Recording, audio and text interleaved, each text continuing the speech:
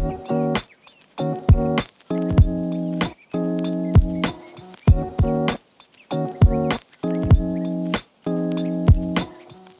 to Redbird Buzz. I'm John Twork from University Marketing and Communications. Rachel Kobus from Alumni Engagement will be along later in the episode. Our guest today is Dr. Aondover Tarhule, the 21st president of Illinois State University. Dr. Tarhule arrived at Illinois State in August of 2020 to serve as vice president for academic affairs and provost, a role he held until becoming interim president in February of 2023. And this past March, Illinois State's Board of Trustees appointed Dr. Tarhule as the university's permanent president following a national search. Born and raised in Nigeria, President Tarhule is a first-generation college student who holds a Ph.D. in geography and has more than 27 years of higher education experience in faculty, staff, and administrative roles. You can read more about President Tarhule in this spring's issue of State Magazine. And I'd be remiss if I didn't mention that President Tarhule is our first two-time guest in 39 episodes of Redbird Buzz. Our listeners may remember our great conversation with then Provost Tarhule back in 2022.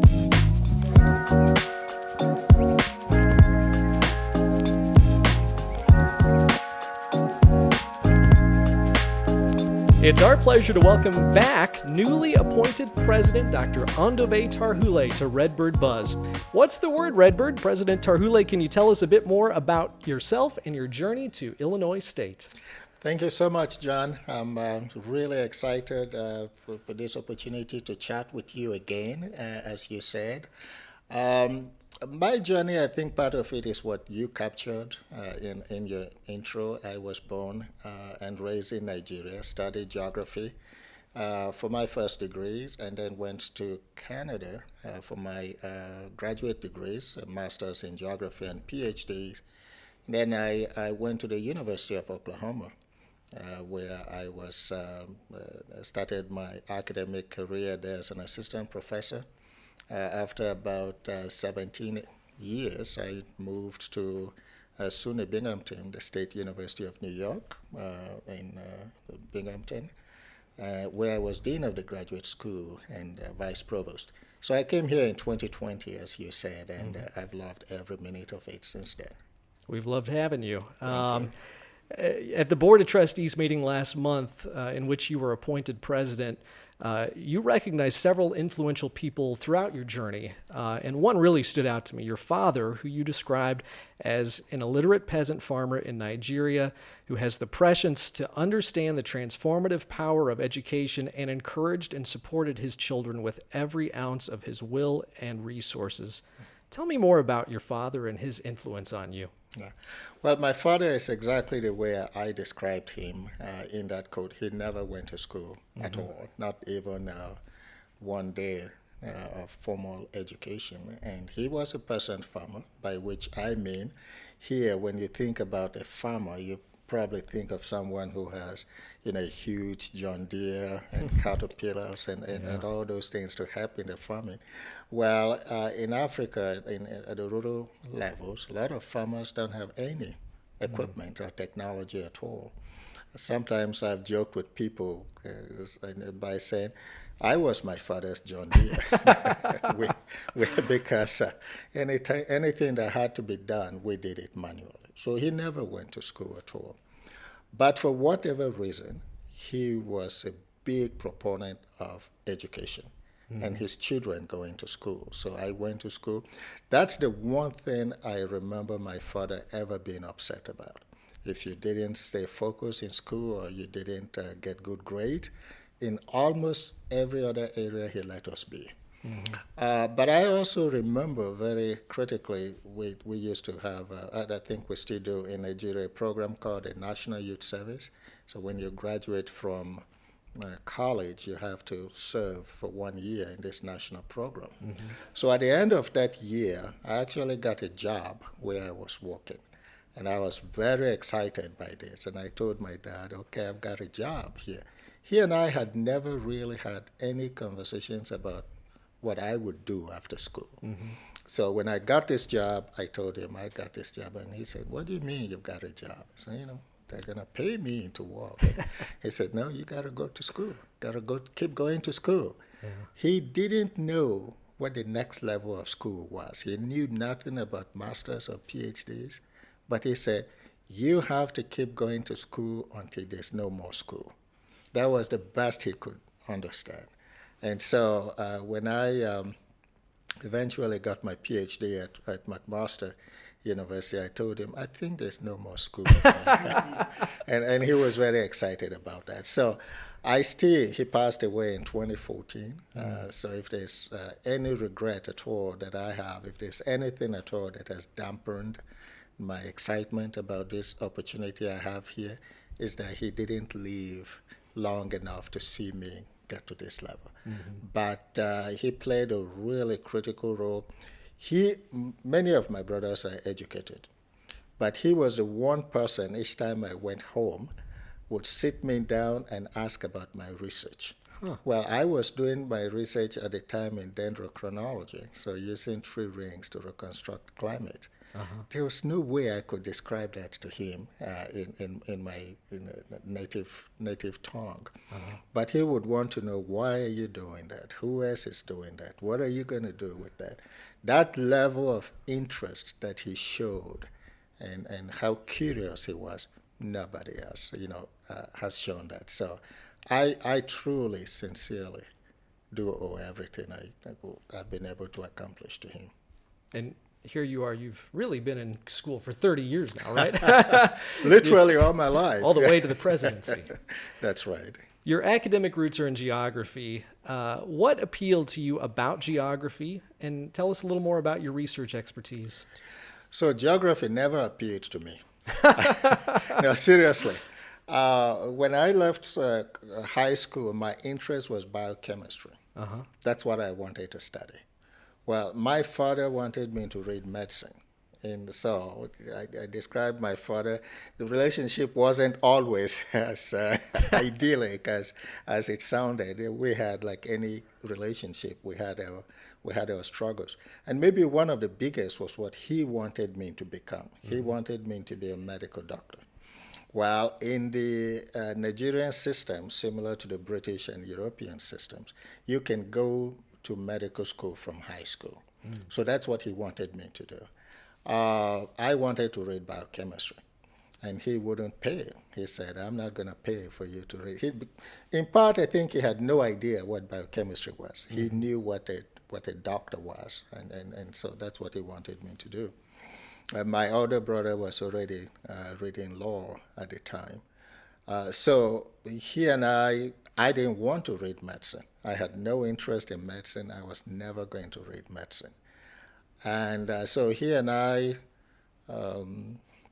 had a disagreement, and I missed the first semester of school. So I couldn't go because he wouldn't pay. Mm-hmm. And eventually, my older brother convinced him to let me go. So I showed up at the university, and of course, I had lost my place. Mm. But they still had a place in geography, where it was better than staying at home doing nothing. So all my friends were already in college, and here I was with really good grades and sitting at home because I was fighting with my dad. Yeah. So I decided, okay, I'll take that. I would have taken anything they offered me. If they wanted me to read sociology, that's what I would have taken. Mm-hmm. It happened to be geography, and so I got into geography. But then I found geography really exciting because, to me, growing up in like a rural, village in Africa, we had no electricity, we had, no TVs and things like that. Mm. So we were out in the environment all the time. I thought geography was like a course where they simply put names and terms to things that I knew. Mm-hmm. I knew all these things they were talking about, or a lot of these things they were talking about. I just didn't know what the technical name was. Mm-hmm. So I found geography, quite frankly, very easy. It came naturally to me. Yeah. So in addition to my interest in the environmental area and knowing a lot about, or having a feeling that I knew a lot, I had also been really curious and an avid reader about places around the world. Keep in mind, I had no TV. Mm. So the only way I could get access or exposure to areas outside of my immediate environment was to read. I read everything I could find. And so geography was another medium of continuing that exploration of what is beyond my world or beyond my horizons. So I think for those reasons, it came very naturally to me, and I enjoyed every minute of it. You talked about what my areas are. So I really worked at the intersection between hydrology and climatology. So a lot of my work has been on how does climate affect water resources. And so in my master's degree, I worked on stochastic hydrology, trying to probabilistically estimate the risk of floods. And then as I got into my Ph.D., I worked more on drought, looking at how you could use statistical methods to estimate or do drought analysis, but also dendrochronology. How can you use tree rings to study long-term impact? So I did a bunch of that for my postdoc. And the most recent part of the work I worked on was looking at using satellites, in particular the gray satellites, to estimate water resources around the world. So most everything I've done has been at that intersection of climate, water resources, and people. Now, when you were in college working toward your degree in geography, I understand that you also played college handball? Yep, I sure did. Can you first describe handball, not necessarily a sport that Americans are familiar with, at least I'm not, and tell me about your handball experience. I loved handball, and I played on the college team. I played on the regional team as a high school student. So handball consists of 7 players, a side. So there's 6 players on the field, and then there's, including the goalkeeper. Think a bit like field hockey, or maybe even ice hockey, if you will. Yeah. So 6 players plus a goalkeeper, but you play it by passing the ball with your hands, and the goal is to get a goal, from score a goal from the opponent. The field is 40 meters long, so that 120 feet by 20 meters, so 60 feet, and it's a very exciting game. I love it. You still play? No, so I left Nigeria in 1990 when I moved to Canada, and nobody plays handball. Well, very few people play handball. See, it's an Olympic sport. Right. Yeah, and it's been with every Olympic. It's a big sport in Africa and in Europe, but unfortunately not so much here in the U.S. Yeah, we'll have to pay extra attention as the Olympics this summer. There will be handball in the Olympics. There definitely will be. Maybe we can get a club handball team here if there's not already one. Okay, fast forward to July of 2020. You first arrived at Illinois State to serve as the university's provost and vice president for academic affairs. It seems like that would have been a tough time to take a new job. We're in the middle of the COVID-19 pandemic, and yet you made the move. Can you tell me why you decided to come to Illinois State at that time? Well, when I interviewed for the position, we didn't know about COVID. Yeah. So first of all, I didn't know. That's not to say I regret it. I'm Sure. extremely excited and happy that we made the move. So I remember coming here to interview. I was very excited. I got the position. And then that was, I think, February. And then shortly after, we started hearing about COVID. Yeah. Even at the beginning, nobody had any idea just how devastating it was going to be. We didn't know how long it was going to be, how bad it was going to be, and so on. So at the beginning of COVID, I was working on the COVID mitigation team at Binghamton University, where I was dean. But I also asked Larry Deeds, who was president here, could I start joining the meetings at Illinois State so that I would not be starting from scratch when I came. So even though I actually resumed officially here in July, I started joining the meetings in May. And that was extremely helpful because I was familiar with the challenges. I was familiar with some of the people and what they were working on. Of course, I was familiar with the same challenges in Binghamton as well. But I think what was most exciting about coming here is you get to a certain level where you feel like you've accomplished enough, or you have a level of confidence that tells you you can take that next step. And I was there where I felt like, yeah, I feel like I know enough. I'm sufficiently excited about the challenges and possibilities about what I can do, and I have the confidence to say I'm going to put my throw my hat in the rings for these positions because I believe I can do well at that level. I remember I called my mentor back in Oklahoma when I got the position, and I said, "Yeah, I'm moving to Illinois State as provost." At that time, we were beginning to get a sense of just how bad COVID was going to be. I remember his exact words when he told me, "Now is not a good time to be in charge of anything." And A wise man. he's a wise man. He said, "Yeah, I don't think you want to be in charge of anything because this is going to get bad."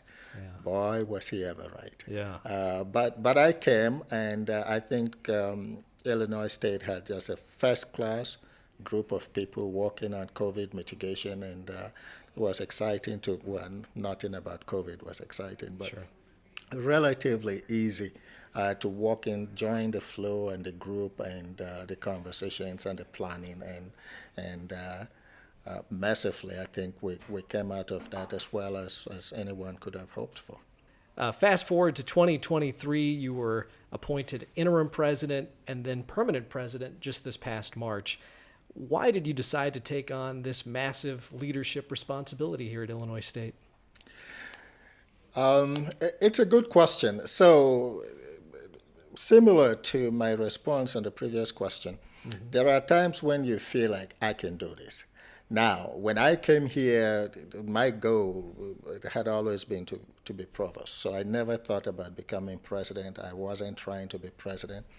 But of course, sometimes you create opportunities. Sometimes opportunities are created for you, and sometimes you find yourself in a situation where you are more reactive. This was not one that I craved, certainly not at that time. But I was in a place where the board said, we want you to step up and do this. And I did.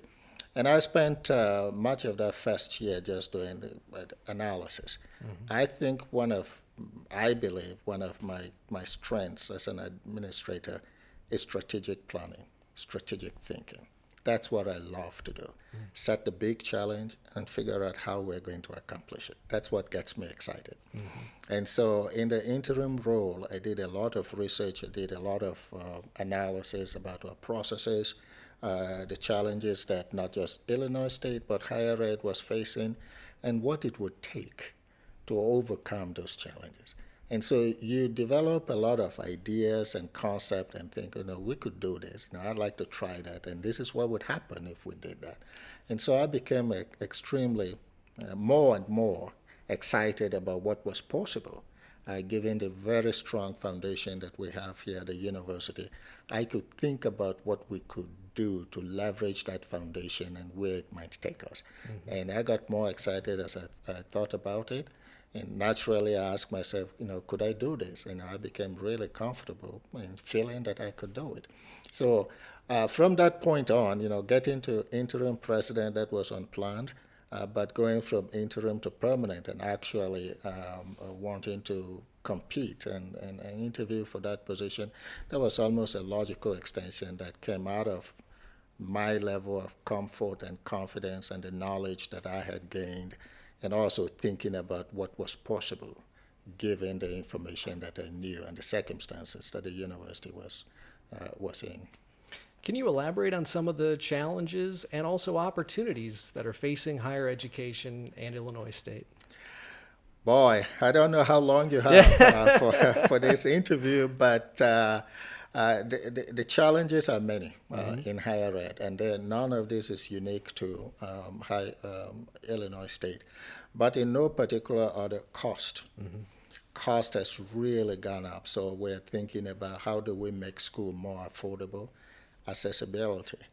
How do we make sure that we are accessible to people who want to come to us? That is a challenge. Enrollment. Almost every day you read the newspapers or you go online and you see some major institution that is struggling with financial challenges. I just read before this interview started, the president of the University of Arizona is going to step down. I think that just came true today. So enrollment is a challenge. Financial stress is a challenge. There has been many decades of disinvestment in higher education here in Illinois. I was excited to be a part of the Commission on Equitable Funding that is working to craft a new formula, develop a new formula to ensure equitable funding going forward. So enrollment is a challenge, in part because of demographics. Finances are a challenge. 13% of our operational budget comes from the state. So 87% is what we generate. So there's a direct linkage between enrollment and the fiscal viability of the institution. So we've got to watch that all the time. But there's two other challenges I'll mention, which are outside of the university environment, but everybody is facing. And one of those has to do with changes in technology. About AI, of course, artificial intelligence.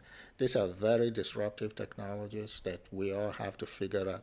If students can ask, which they do, ChatGPT to write essays for them, write codes for them, what's the most appropriate way to teach? So I'm going to be charging a committee here, I think it's next week, about AI at Illinois State and what we're doing with that. The other challenge has to do with just the increasing skepticism about the value of a college degree. Every time you read the news, there's somebody questioning, is college even worth it, and so on. So quite a range of challenges that we're facing, including those that are internal to the university, but also many others that are external. And on top of all of that, we have what I call non-traditional actors that are getting into the educational space. Previously, anybody wanting a degree, we knew they were going to have to go to a university. But increasingly, we have opportunities for employment, through places like Microsoft, Google, Amazon. These are trillion-dollar companies that are now providing their own training opportunities as a pathway for jobs and economic mobility. So those people have, those entities have a lot of money, deep pockets, and if they truly want to take on education, we've got to be able to find a way to deal with that. So quite some challenges. Opportunities. There would be no opportunities without challenges, right? That sounds like a cliche, but it's also true. So for me, I think one of the greatest things we have going for us is our foundation is solid. We haven't suffered the kind of enrollment loss that we see happening at other institutions, other public universities in Illinois, but also around the state. And I think one of my goals is to keep it so. How do we keep our enrollment strong and maybe even grow it if we can? So one of the things that we're doing in that regard is trying to tap into new populations that traditionally have not applied to us. So we're creating a new college of engineering. We're creating a new program in data science, a master's in physics, a master's in public health.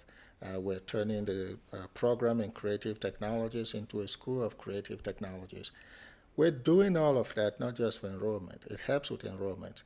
But classically, the most important thing is workforce development. We are a state institution. Our job is to educate the next generation of Illinois students, but also produce the next workforce.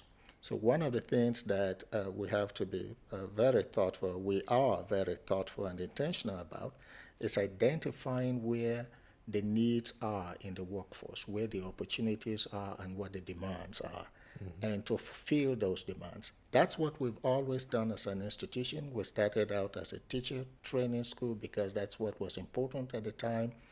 We expanded greatly in the 1960s when we went from Illinois State Normal University to Illinois State, because following the GIB and World War II, there was expansion in educational opportunities and the market, and we stepped up to provide that.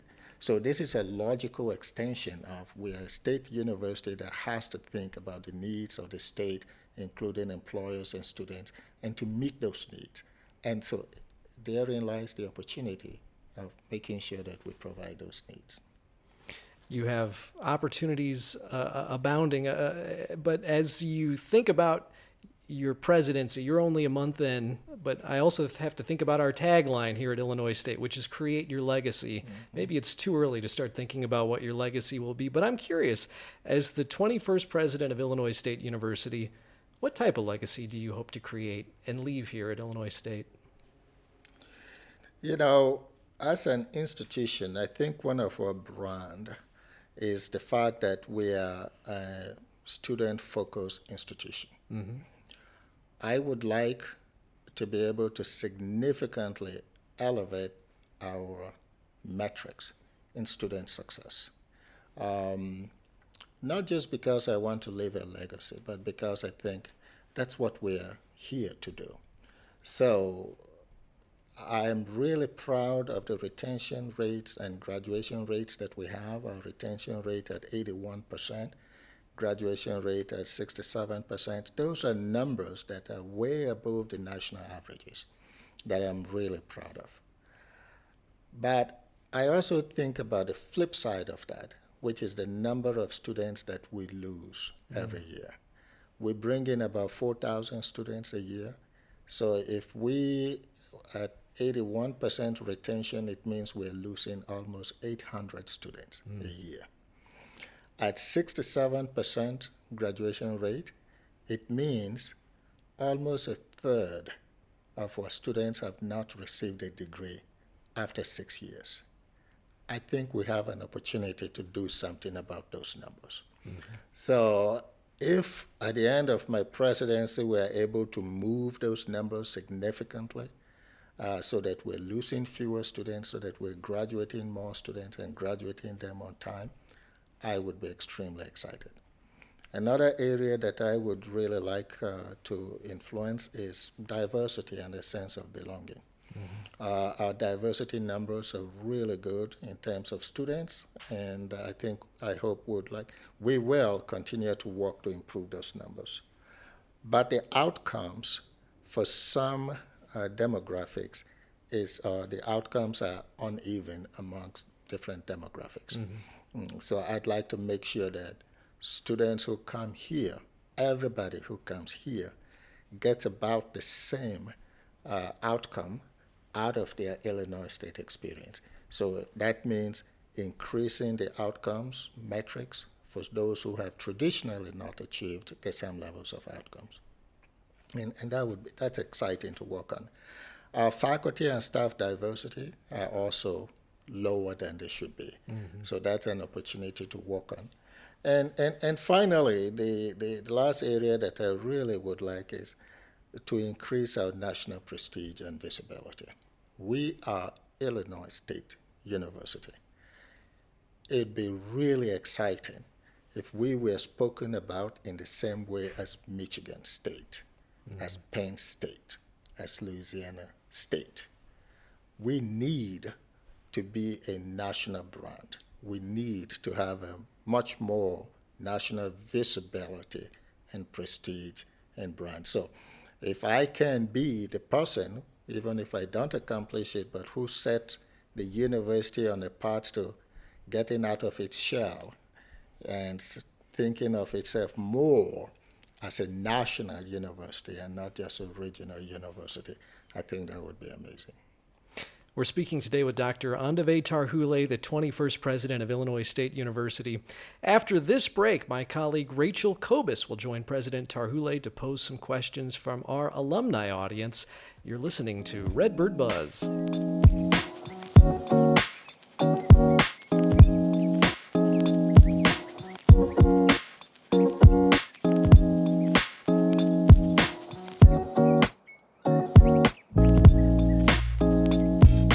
right, and we're back at Redbird Buzz with President Tarhule. Thank you for being with us again today. And as John said, I'm Rachel Kobus from Alumni Engagement, and I have a few questions from our alumni audience for you. So we talked about your journey. We talked about crucial parts of your life. So I hope this is more of a let's get to know Aondover Tarhule. Okay. And my first question, leading off of what John was talking about, creating a legacy. Part of your legacy and those that support you is your family. Mm-hmm. So when you were named 21st president of Illinois State University, how did your family react to it? Very excited. I think they were maybe even more excited than me. So my larger family back home, everybody knew my father's interest in education. Yeah. I think the response was almost universally the same. Everybody first being excited, but then also having that sense of regret. We wish Dad was here. But in general, just super proud, very excited. And then here, I live with my wife. Mm-hmm. My kids are grown. Mm-hmm. They're where they are, and they could care less what we do. But my wife and I are very, very excited. Good. Couldn't be prouder. And we're couldn't be more excited for you to be here with us. Thank you. So, Rose is a Redbird employee of ISU, and we love hearing that. Yeah. So how do you support each other in these roles? Her role in facilities, I believe, and your role as president. How do you keep that Redbird couple going for Illinois State University? Almost unavoidable, right? Because we're at a lot of events. Yes. We go to a lot of events, and so we get to know the same people. We participate in the same activities, and so there's always something to talk about. Yeah. But she's my number one confidant. She's my number one supporter. She's the person I can let my hair down. Not that I have really long hair. She's the person I can feel totally relaxed and able to be myself and not have to watch what I say, and also have a level of confidence where I'm totally confident. That she'll be frank and open and transparent and give me that advice. It's necessary to be able to, talk about some of these things and to talk to and with someone that is listening, cares, and would like the best outcome for you. So she's been amazing. Yeah, and what a great partner to have on this journey Absolutely. with you then too. Absolutely. So you need that partner, like you said. Everyone needs that person. In some ways, it helps that she also works at the university. No. Mm-hmm. If she didn't, and was in a totally different sector, I would have to explain what the university environment is. But in this case, she already understands that, so I don't have to explain that. And she knows some of the issues, yes, the ins and outs. Yes. Exactly, and so it makes conversations much easier. Yeah, and you said both of you're traveling together. You're going to alumni events together. You were doing that as interim. Now, as president, in your first few weeks, what have you been up to together on your own? What have you been doing? I do know you were named president, and that very same day you flew to an alumni event. I sure did. And mingled with our Redbirds there. Yes. So that's just in one day. So how are the first few weeks going? About the same. So on the 18th of March is when we had a board meeting, and I think the meeting and the lunch went to about 1. And I had to be at the airport at 2:30, for the event in Scottsdale. Yep. Amazing event. Yep. We met with 60 to 65 alums. Yeah. Really exciting. I met with an alum who had graduated in 1959. Amazing. And she came to this event. There was also somebody who graduated in 1963. And they came to this event. Yeah. And one of the most exciting things I hear from our alums is when people talk about just what an impact Illinois State University has been on them. I think the best statement I ever hear is when people say, Illinois State University changed my life. I love hearing that. And here we are, 50, 60 years after their experience at Illinois State, and they still remember that. Yeah. But anyway, we went to that event in Scottsdale, and then I went on to other events in LA and Malibu. Yeah.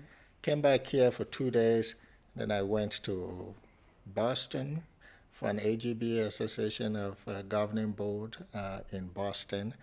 I came back on Thursday and Rose left for Europe on Friday. So, and she's still in Europe. So, lots of travel. A lot. So Yeah. you've had a lot of downtime, obviously, in the first few weeks. Yep. You can tell. Gosh. So we talked about the first few weeks. Yeah. So what excites you for the next few years as president of Illinois State? What we can do together. Yeah. The university has a really strong foundation. In that first part, I talked about what the challenges are and what many universities are facing. We are not immune from those challenges. I want to make that abundantly clear. But we have two advantages. One, we have the advantage of a solid foundation. Our enrollment has remained strong. Our finances are strong. But we also have the advantage of time. Not too much, but a little bit. We're seeing what's happening at these other institutions. And so we're able to see what did they do or not do. And therefore, what do we need to do or not do to make sure we don't suffer the same fate? Yeah. This is the most important thing we have to do. Yeah. All institutions, not just in the U.S., but indeed around the world, are facing immense challenges. And some people are going to be successful in dealing with those challenges. Some are not going to be successful. That's a given. Yeah. My role is to make sure that we are successful. Yeah. And so we have a foundation to build on. We have some time to act. And now it's up to me and the leadership of the university, and really everyone at the university, including alums, to coalesce around this one singular goal that at this important time of transition, Illinois State University has to come out as a winner. Yeah. And just hearing you say that and the pride and the confidence in your voice, it is very reassuring. So thank you for sharing that. And you mentioned challenges for higher education. Mm-hmm. So this is an interview. So obviously you always get asked, what's your strengths? But what is a challenge personally as a president that you're seeing you're going to have to take on in this role? I think I'll go back to the idea of enrollment and financial viability. Yeah. We got to keep our enrollments up. And I talk about those two as two separate things, and they are, but practically, the effect is the same. Yeah. Nothing good happens at an institution that loses enrollment. And so we are in a situation where we're tuition dependent. Most of the money we use to run the institution comes from tuition. Mm-hmm. And so as your enrollment goes down, your tuition or your financial viability becomes more and more shaky. Yeah. But of course, your expenses don't change. Mm-hmm. You have the same level of staff. Inflation continues to go up. You have the same mortgage and bonds that you have to pay on the buildings. You have the same footprint that you have to maintain. You need to update your technology. So nothing good happens when you begin to suffer enrollment. So I would say making sure that we maintain and maybe even grow our enrollment is absolutely the number one responsibility. And closely associated with that, as I explained before, is making sure that we remain fiscally strong and financially resilient. So good enrollment, student success, which I talked about previously with John, fiscal viability and resilience, and all of that has to happen in the context of innovation, continuous improvement, and a strong collaborative atmosphere. Yeah. So those are the things that I think we need to accomplish. If we can get those right and we get everybody excited about those, we're in a good place. And I think we have lots of opportunities. Yeah. We are really fortunate. Yeah. When I say I'm excited about where Illinois State is, I'm not just saying that. Yeah. We're really fortunate because we have several converging factors all in our favor. In addition to the things that I just mentioned, we have a new strategic plan coming up, Excellence by Design. This is always an opportunity to reflect, to introspect, and to think about where we're going and would like to go, and how we get everybody around the same themes. And it happens to coincide with what we're doing. We also have an accreditation, the Higher Learning Commission accreditation, happening now. Yep. That is a process where we're required to think about the degree to which we are meeting our mission as an institution. So everything it takes for us to look at ourselves as an institution, where we would like to go, what the challenges are, and how we might overcome those, all are converged in time. And so, and finally, Redbird's Rising, it's about 4 years since we ended that campaign. Yes. It's about time we start thinking about the next campaign. Yes. And I know that the people in Foundation and Advancement, they're thinking about that. I'm sure part of it was dependent on the conclusion of the search, and now it's concluded, so it's time to think about it. Yes. So we have this convergence of factors all pointing in the same direction. What does ISU want to be, and how does it get there? Couldn't be more exciting to step into this role. I love it. So excitement and challenges. I mean, you're taking it all on. Yep. And with that, though, being a president, you said you have a team, and they support you, and you have your family, and they support you. But I know it can be hard, and you need to have some type of balance in your life. Living in Bloomington Normal, we know our community is thriving. We have a lot of things to do here. So how do you, outside of your presidential roles, stay active in the community and give yourself that work-life balance when possible? One of the things that really sets this place apart is the people. I've said this many times. My wife and I have lived in many other college towns. This is the place where, I can't say anything bad about any place I have lived. I had lots of fun and mentors and supporters in Oklahoma. I had lots of fun and mentors and supporters in upstate New York. But this is different. This really takes the cake. The support that we have had, the level to which people have accepted us and adopted us and taken us in and made us feel welcome, I couldn't ask for more. And it just makes a difference. So wherever we are, every event we go to, the people that we meet, the way that they talk to us, and just how natural and authentic and how supportive they have been, I think that just makes it feel like we are home. Yeah. And that has made it a world Sure. of difference. Yes. Oh, I'm sure. And so what's your favorite thing to do in the Bloomington Normal community, might I ask? I don't know if I should say it, but Oh, okay. we like going out, my wife and I, when we That's can, fine. going out to check out a few nice restaurants Yes, from time to time, yes, and you well, maybe should. more often than we should. But it's such a big sampling. But Yes. it's the opportunity to go out and try some new food, but always having that company where you just feel Yeah. excited Yes. and you feel at ease and comfortable. So we like going out from time to time. You're allowed to do that. I'm Good. pretty sure. Thank I give you permission. You're welcome. Yeah. But Well, you should. it's not always good for my waistline. Oh my gosh. But, Oh, I love it. Yeah. So, we get through, we talked about your career, your life. One question that came up from our alums is, what kind of advice, thinking back now, would you give to your younger self, if any? So let me answer that question in a little bit of a You roundabout go for way. it. Yeah. I have felt extremely supported and lucky throughout my life. As I said, my parents were not educated. So they did what they could for me. But I also met a lot of teachers and mentors, who took an interest in me, sometimes for reasons I didn't understand, and were extremely supportive of me.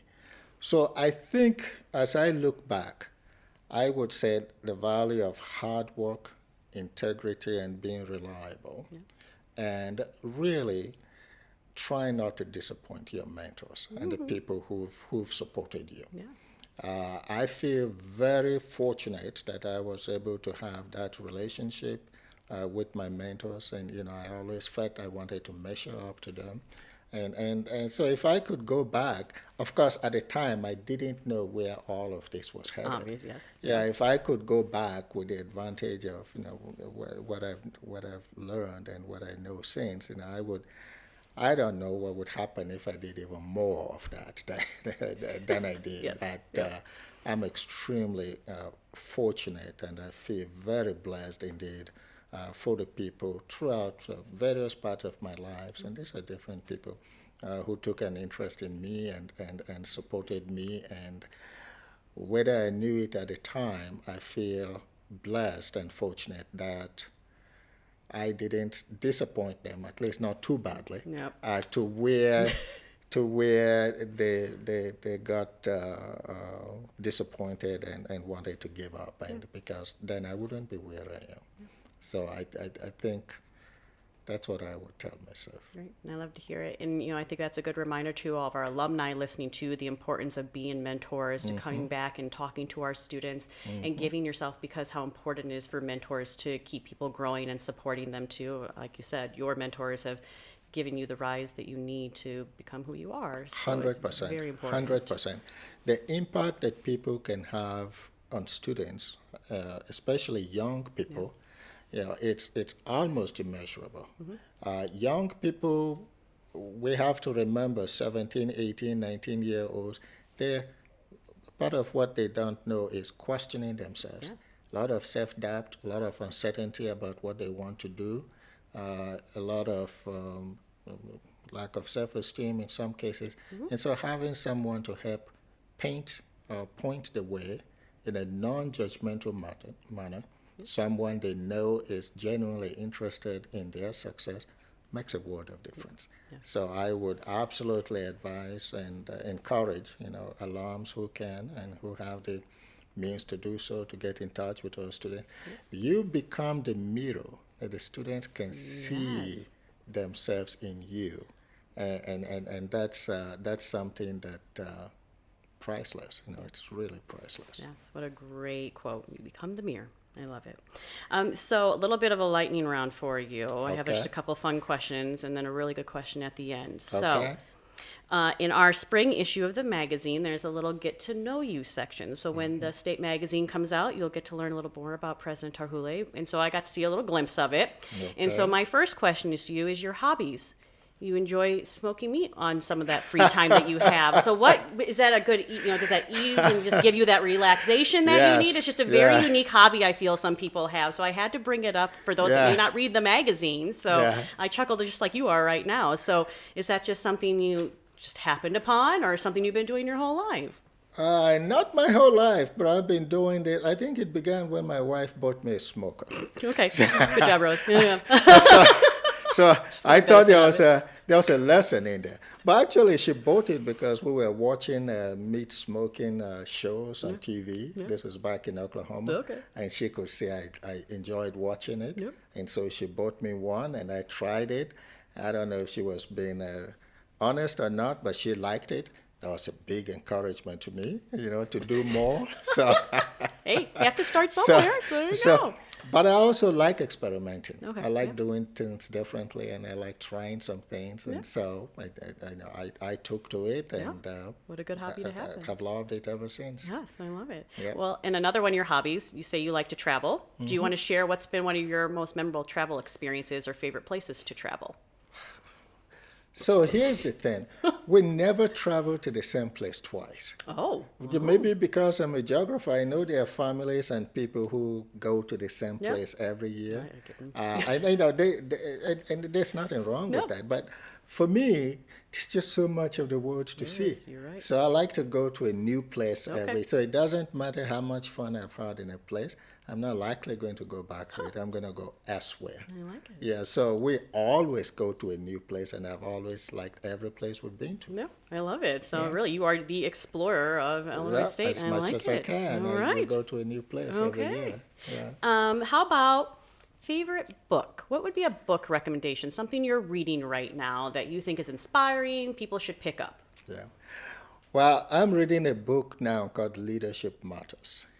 And I'm actually going to get copies of the book for everybody in my cabinet. Great. We're going to have a cabinet meeting in June to set strategic priorities and how we're going to deal with them. And I think it's helpful when everybody comes to this discussion from the same point of view. So I'm going to be getting copies of that book, and everybody in my leadership team will have, to read it between now and June. Good, great. So, this is something I've done before. Last year, we read The Great Upheaval. So all the changes that are happening in higher ed, there's a book called The Great Upheaval that deals with those and traces their origins and how they're likely to play out. So last year, I bought 40 copies of that book, and gave it to the university leadership. Yeah. And this year, so that's what we read before the retreat. Yeah. This year, we're going to read Leadership Matters. Yeah, I like it. So being kind of cheesy, you're literally all on the same page then. Yeah, absolutely. I like that. Okay. Sometimes I'm happy if we're on the same book, not necessarily in the same page. Yes, So okay. I'm happy to be in the That's same good. book. Yes, one step at a time. I know, Yes. and especially when you work with such a large team, it's a great opportunity to try and Yeah. get people together and have similar thoughts or different thoughts and talk about them. And a book is a great place to start. So, Absolutely. yes. And this particular book deals with the changes that we're talking about in higher ed and what the authors think we need to be doing and how. They have some really great nuggets of advice and examples of successful ideas and innovations. So I think it's a really good book for the leadership team. Sounds like it. Yeah. So my last question, Okay. and again, it's something that is in the next issue of the magazine, Okay. but let's talk hats. Now you're talking my language. So, I mean, for those that don't get to see the video, obviously you're sporting ISU socks, the tie, the pin, and typically you would be in some type of hat as part of Yep. your Redbird persona now. So, Absolutely. can you share a little bit about where the hat started and Yeah. how it's become something that and I will say a lot of our alums, that's why I had to ask it and bring it up again. They Yeah. truly love just your energy and seeing you and then being able to pick out, say, that's our president. We can see Dr. Tarhule. We know who he is. It's become part of you. Yeah. So a little bit about, let's talk So hats. a little bit before I talk about Yeah. hats, I went to an event at the Hancock Field. So we had an event in the evenings, and I stepped. It was getting dark. As somebody comes by, so I was interim president, and somebody came by and he said, "Good evening, President Tarhule."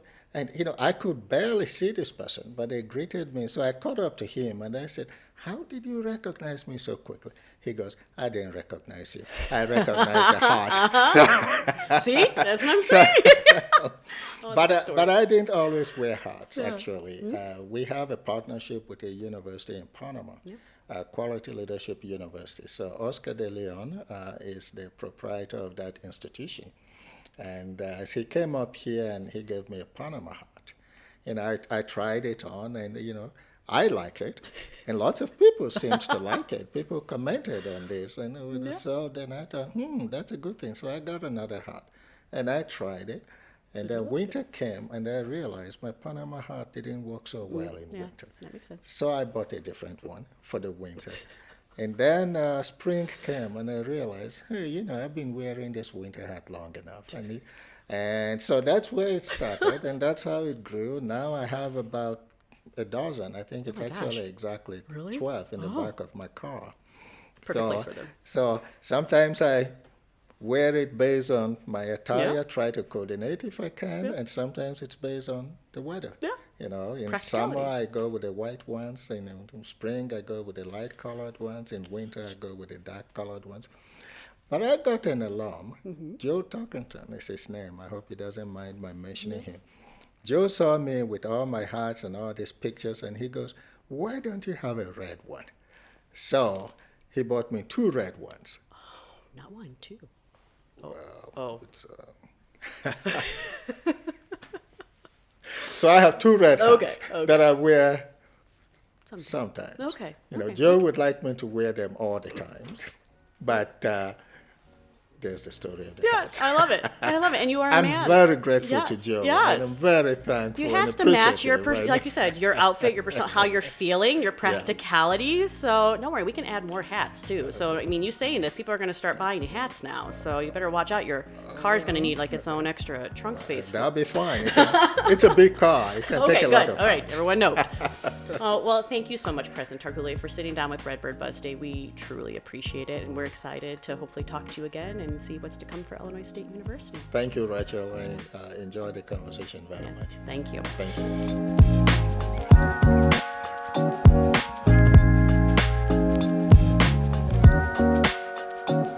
And that was the 21st president of Illinois State University, Dr. Aondover Tarhule. Tune in next time for more stories from Beyond the Quad.